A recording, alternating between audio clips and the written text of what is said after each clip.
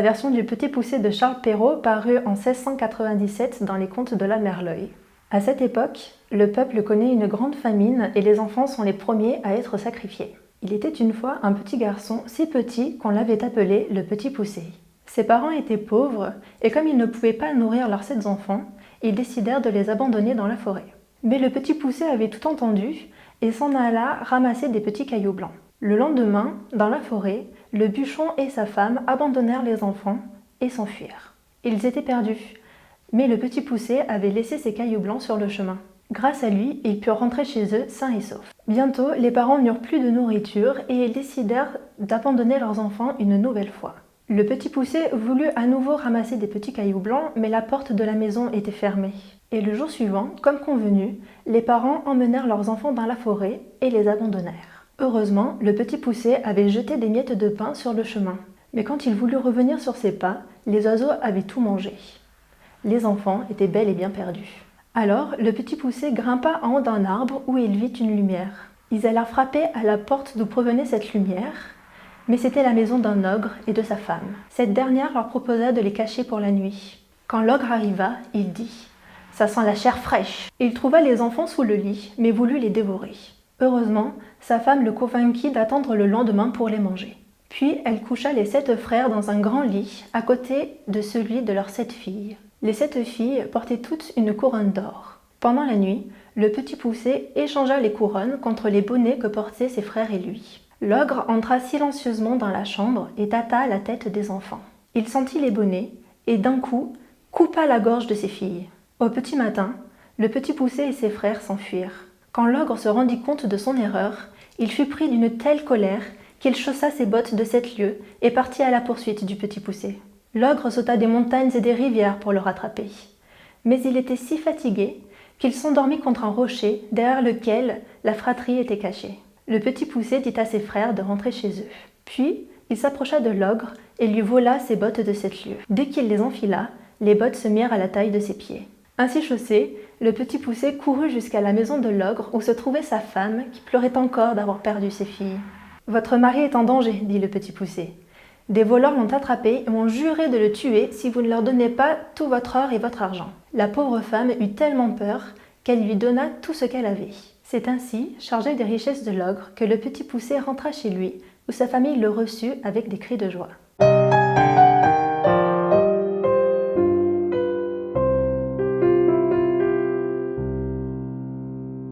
Carla vient de vous raconter l'histoire du Petit Poucet et comme c'est un conte, normalement, il doit être raconté et non pas lu. Donc là déjà, il y a un problème. Mais rassurez-vous, avec les enfants, ça marche toujours. Et ils adorent qu'on leur raconte quelque chose qui va leur faire peur, mais qui en même temps va travailler dans leur inconscient pendant la nuit. Le Petit Poucet, de ce côté-là, connaît tous les ingrédients qu'il faut parce qu'il y a l'or, tout le temps, l'ogre, la peur, mais aussi la lumière. Il était une fois un conte qui, bien sûr, nous fait un petit peu d'effet puisque nous parlons d'un Petit Poucet. Mais derrière ce conte, qui se lit à plusieurs niveaux, il faut entendre l'histoire de l'alchimie. L'alchimie, c'est normalement, pour le vulgaire, c'est la transformation du plomb en or. Mais dans ce conte, nous voyons tout autre chose. Nous voyons ce petit garçon qui, parti d'une famille pauvre, va devenir riche. Était-ce d'ailleurs le but des alchimistes de devenir riches? Bien sûr que non. Ça, c'est pour l'histoire. En réalité, les alchimistes devenaient riches spirituellement. Et nous le voyons très bien dans la progression de ce conte. Au début, bien entendu, nous voyons la famille, elle est pauvre, donc dans une sorte de misère qui était courante au XVIIe siècle. N'oublions pas que c'est Charles Perrault qui nous raconte cela. Et il va falloir transformer tout ça. Mais qui pourrait transformer cette histoire sinon le Petit Poucet?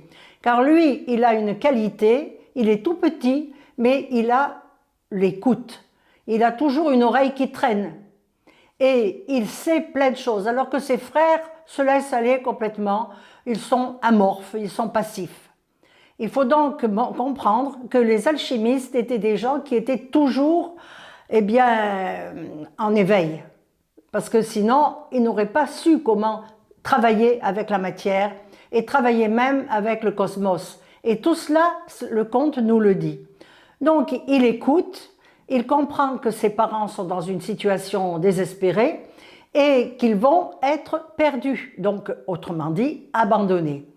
Et il a l'idée de mettre dans sa poche des petits cailloux blancs qu'il sèmera tout au long, effectivement, du parcours. Il ne se fait aucun souci, il sait que tout va marcher très bien. Quand les parents reviennent après les avoir perdus, donc on a ici une histoire vraiment très forte d'abandon, eh bien, il leur dit « Ne pleurez pas, mes frères, nous allons revenir à la maison ».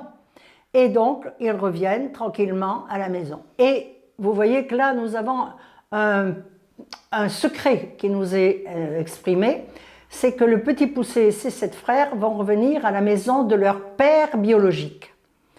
Quand il va y avoir la deuxième séquence, que le petit poussé de nouveau va être perdu avec ses frères, cette fois-ci, il y a quelque chose d'un peu plus, je dirais, c'est un petit peu plus élevé, parce que cette fois, il va avoir des miettes de pain. Il n'a pas eu le temps de faire mieux.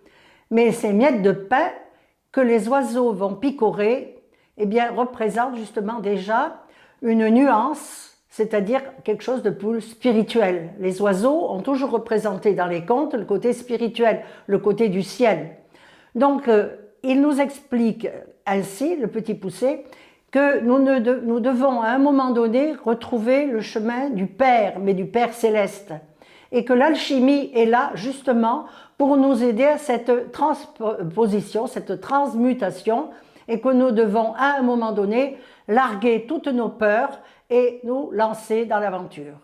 Tous les contes de fées d'ailleurs montrent l'histoire d'un héros qui s'en va seul, perdu, et à qui il va falloir trouver une voie, un destin, un but. Donc le petit poussé ne s'émeut pas outre mesure.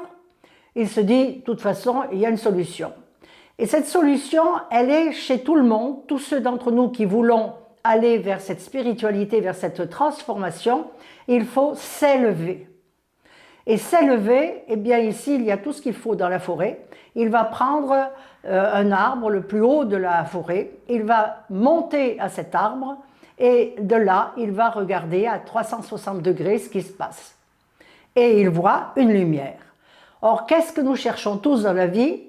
Nous cherchons une lumière. Nous cherchons un lieu où nous pourrions nous reposer, un lieu où nous pourrions être accueillis. Hélas, s'il n'y avait pas d'obstacle dans la vie, ce serait trop facile. Et le petit poussé va bien ramener avec lui ses 7 frères qui sont au pied de l'arbre et qui se lamentent, parce qu'eux, ils ne savent que faire ça. Il n'y a pas chez eux cette volonté d'arriver quelque part dans un but. Alors, ils arrivent à la maison de l'ogre, en effet. Et ce n'est pas vraiment le lieu où il aurait fallu arriver pour être sain et sauf. Il tombe sur une femme, c'est l'ogresse, mais elle est bonne au fond, cette femme. Et elle sait très bien, elle connaît très bien les colères de son mari.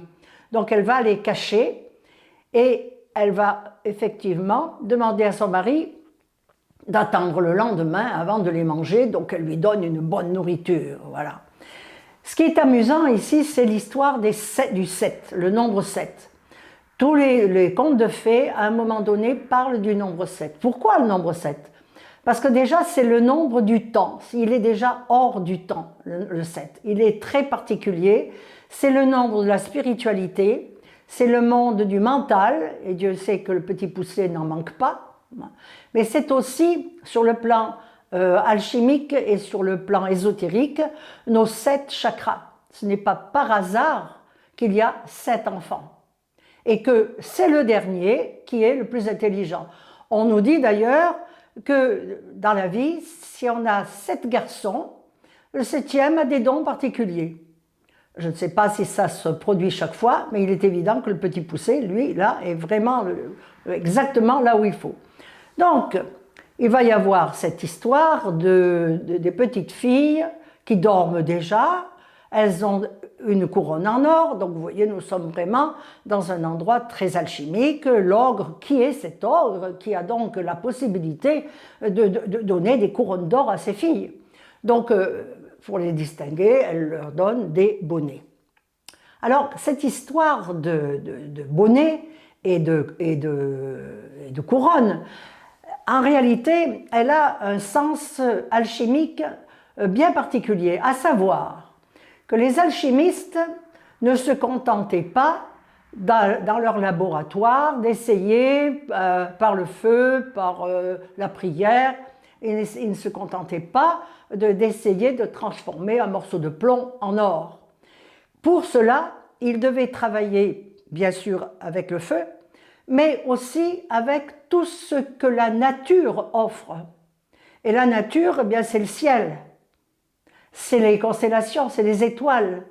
C'est ce qu'ils appelaient d'ailleurs le spiritus mundi, qui venait en quelque sorte sacraliser la matière. Sinon, aucun moyen de faire de l'or avec ça. Donc, qu'est-ce qui se passe? C'est que les petites filles représentent une constellation qui s'appelle les Yades, les 7 étoiles des Yades. Et les petits garçons représentent les Pléiades, les 7 étoiles des Pléiades. Or, à un moment donné, dans le travail d'un alchimiste, on pouvait travailler soit avec les Yades, soit avec les Pléiades. Mais là, dans ce cas-là, c'est vraiment les Pléiades qui vont être importantes.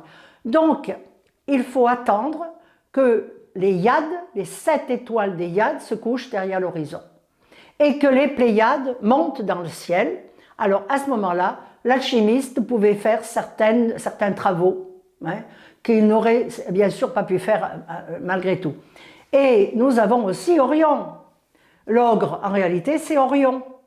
Et Orion aussi est capable de se passer, de passer de l'autre côté de l'horizon. Donc quand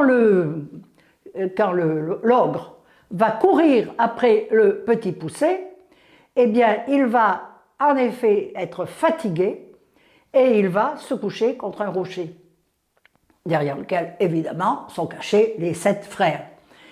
Et à ce moment-là, nous avons le sens alchimique que c'est Orion qui va passer derrière l'horizon. Et ça va être le moment du petit poucet, ça va être sa chance. Alors il va prendre effectivement les bottes de lieu, de 7 lieues de l'ogre, et si on regarde bien, une lieue c'est 4 km, donc en une seule enjambée, il fait 28 km. Et 28, c'est aussi les phases de la Lune, 28 jours. Donc vous voyez que rien que par ce nombre, on nous suggère que les alchimistes travaillaient avec les étoiles aussi, les étoiles, les planètes, tout le cosmos. C'était ça la transformation. Et si vous voulez, nous voulons aller dans la maison du Père, nous sommes bien obligés de regarder vers le ciel. Voilà.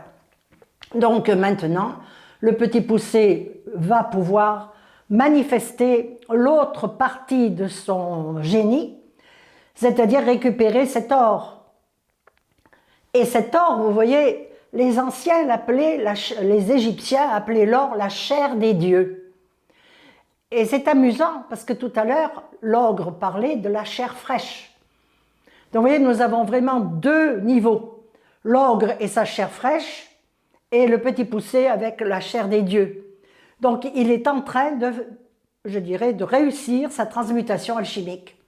Il va revenir donc à la maison et à ce moment-là, la maison va devenir une sorte de paradis qui va donner du bonheur à chacun. Et la transmutation du plomb, de la misère, en or, une belle richesse, représente ici tout ce que nous devons savoir, tout le travail que chacun d'entre nous doit réaliser au cours de sa vie.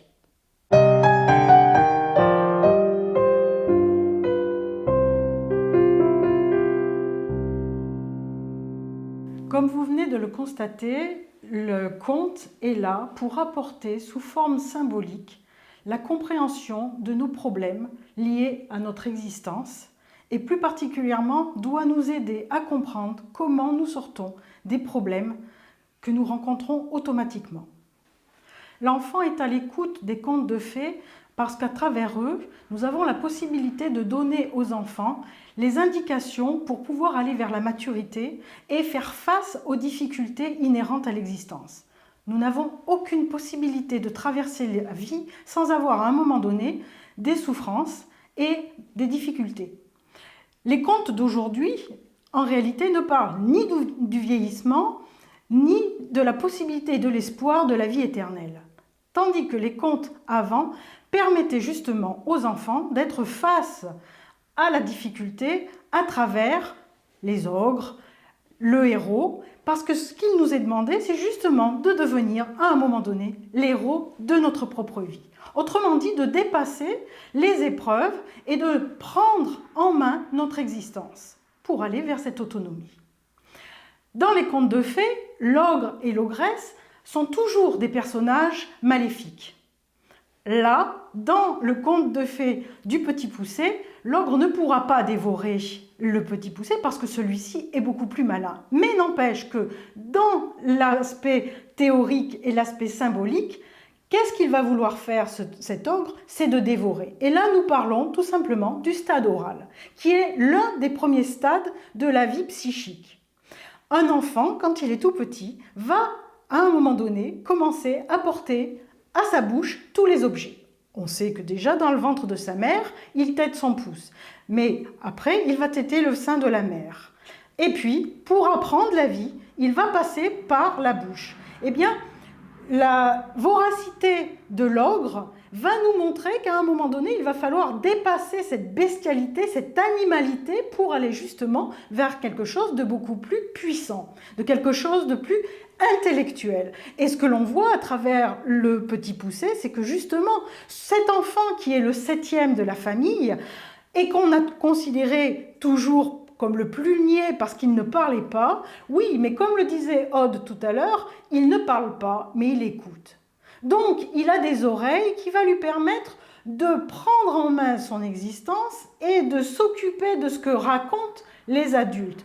De ce fait-là, il va devenir beaucoup plus intelligent, il va devenir beaucoup plus fort et il va pouvoir sauver sa fratrie, mais il va pouvoir aussi se sauver lui-même. Donc, on sait que le conte du Petit Poucet, c'est une victoire sur l'animalité, c'est une victoire sur les problèmes. C'est-à-dire que cet enfant, il va avoir la capacité de prendre sa famille en main, ses frères qui sont passifs, ses frères qui finalement ne se posent aucun problème, tandis que lui, il va aller écouter. Il va se mettre sous l'escabeau pour pouvoir entendre ses parents qui préparent leurs méfaits. On va abandonner nos enfants dans la forêt. Donc, comme il est intelligent, il va préparer sa sauvegarde en mettant des petits cailloux blancs dans sa poche.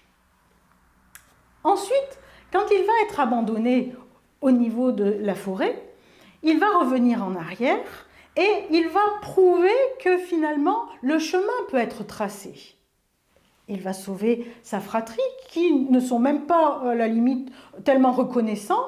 La famille va être contente de retrouver les enfants.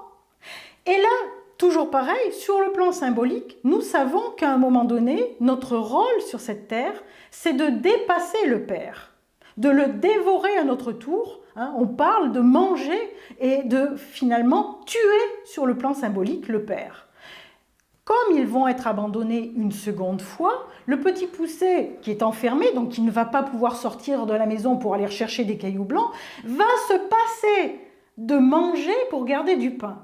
Donc on est de nouveau dans cette notion de pulsion qu'il est le seul dans le conte finalement à régler, puisqu'il va se passer de manger pour pouvoir mettre et semer des miettes de pain. Manque de bol, les oiseaux, et en effet, vont manger ces miettes de pain et ils vont être perdus. Donc, par son intelligence, il va monter effectivement en haut de l'arbre, et là on rejoint tout à fait l'aspect alchimique, c'est-à-dire qu'il va devoir quitter le père symbolique géniteur pour aller vers cet esprit, c'est-à-dire ce sens de la responsabilité, ce sens de la grandeur et de l'intelligence. Et le Petit Poucet, on peut dire qu'il est vraiment là pour nous montrer que quand on prend nos responsabilités, quand on affronte les difficultés, c'est-à-dire qu'on les prend à bras le corps, on peut à ce moment-là dépasser les épreuves. Voilà déjà ce que nous montre le conte. Une fois qu'on a réussi à faire ça, eh bien, on s'aperçoit que les épreuves peuvent être toutes surmontées. Il n'y en a pas une qu'on peut laisser et ne pas la dépasser. Dans un deuxième temps, le conte du Petit Poucet nous parle de l'abandon. Nous passons tous par cet abandon, plus ou moins important, c'est-à-dire qu'il y a des enfants qui sont abandonnés complètement, mais dans la réalité, nous avons cette nécessité de quitter le nid douillet des parents pour aller faire notre vie et voler par nos propres ailes. Cela veut dire quoi?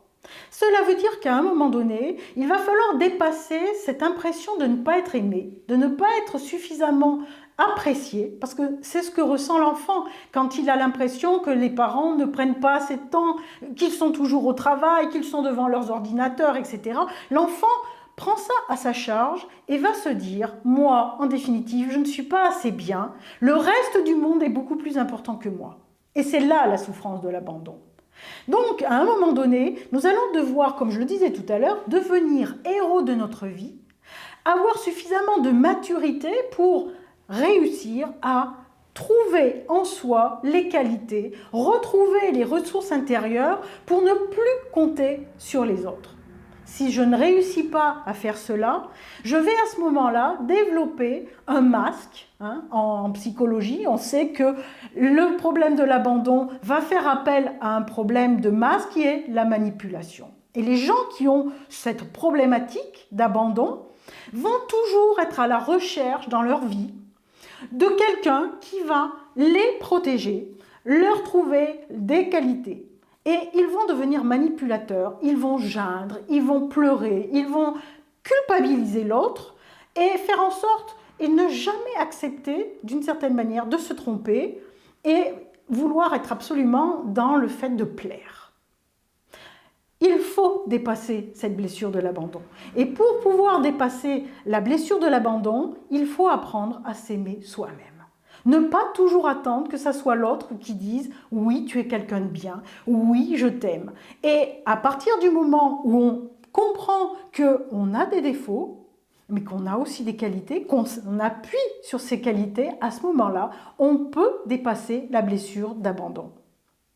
Et cette blessure d'abandon, c'est une guérison intérieure qui va justement permettre à un moment donné d'aller vers la lumière du Père. Le conte nous montre donc que la guérison ne tombe pas du ciel. On voit bien à travers ce conte que le Petit Poucet va devoir réfléchir, va devoir surmonter plusieurs épreuves. Les parents, l'ogre, etc. Donc nous, la guérison de nos problématiques, la guérison de nos difficultés de vie passe par un choix, par une décision qui est de notre responsabilité, est une manière de nous aimer et de montrer que, en définitive, rien n'est définitif dans l'existence, sauf le fait de grandir. Et le Petit Poucet nous permet de grandir à travers ce qu'il nous raconte des capacités de cet enfant à aller vers, finalement, la transformation.